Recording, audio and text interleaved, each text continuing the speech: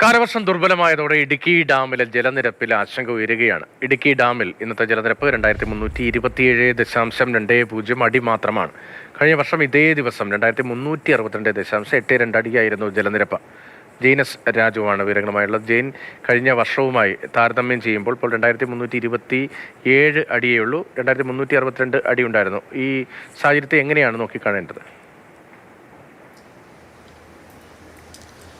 വലിയ പ്രതിസന്ധിയാണ് രതീഷ്. കഴിഞ്ഞ വർഷത്തേക്കാൾ ഏതാണ്ട് 35.60 അടി എന്ന് പറയുമ്പോൾ ഏതാണ്ട് ഒരു 6 മാസത്തോളം വൈദ്യുതി ഉൽപ്പാദിപ്പിക്കാനുള്ള വെള്ളം ഈ തവണ കുറവാണ് എന്നുള്ളതാണ് മനസ്സിലാക്കേണ്ടത്. ജൂൺ മാസം കഴിഞ്ഞ് ജൂലൈ മാസത്തിലേക്ക് കടക്കുന്നു. ഇനിയും ഡാമിലെ ജലനിരപ്പ് കാര്യമായി തന്നെ ഉയരുന്നില്ലെങ്കിൽ സംസ്ഥാനം വലിയ വൈദ്യുതി പ്രതിസന്ധിയിലേക്ക് പോകും. ഇപ്പോൾ തന്നെ നമ്മൾ വലിയ വൈദ്യുതി പ്രതിസന്ധിയെ നേരിടുകയാണ്. അപ്പോൾ അങ്ങനെ ഒരു പശ്ചാത്തലത്തിലാണ് ഡാമിൽ മഴ കുറവാണ് എന്നുള്ളത് തീർച്ചയായിട്ടും ബാധിക്കാൻ പോകുന്നത്. കഴിഞ്ഞ വർഷം ഏതാണ്ട് 2362 അടി ആയിരുന്നു ഇതേ ദിവസം കഴിഞ്ഞ വർഷം ജലനിരപ്പ്.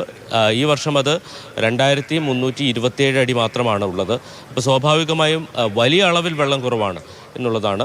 വൃഷ്ടിപ്രദേശത്ത് ഇടവിട്ട് മഴ പെയ്യുന്നുണ്ട്, പക്ഷേ ഡാമിലേക്ക് ഒഴുകിയെത്തുന്ന വെള്ളത്തിൻ്റെ അളവിൽ കാര്യമായ വർധനവില്ല എന്നുള്ളതാണ്.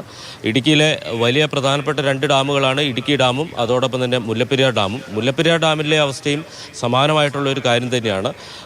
112 അടി വെള്ളം മാത്രമാണ് മുല്ലപ്പെരിയാർ ഡാമിലുള്ളത്. അത് നമ്മുടെ സംസ്ഥാനത്തെ നേരിട്ട് ബാധിക്കുന്ന ഒരു പ്രശ്നമല്ല എങ്കിൽ പോലും തമിഴ്നാട്ടിലെ ഏതാണ്ട് 5 ജില്ലകളെ ബാധിക്കുന്ന ഒരു പ്രശ്നമാണ്. അങ്ങോട്ടേക്ക് കൃഷി ഒക്കെ ആരംഭിക്കുന്ന സമയമാണ്. ആ സമയത്ത് പോലും വെള്ളം തുറന്നുവിടാൻ തമിഴ്നാട്ടിന് കഴിഞ്ഞിട്ടില്ല.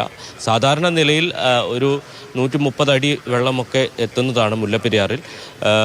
ആഗസ്റ്റ് സെപ്റ്റംബർ മാസങ്ങളിലാണ് മുല്ലപ്പെരിയാർ ഡാമിൻ്റെ വൃഷ്ടിപ്രദേശത്ത് ശക്തമായ മഴ പെയ്യുന്നത്. തുലാവർഷമാണ് അവിടെ കൂടുതൽ ലഭ്യമാകുന്നത്.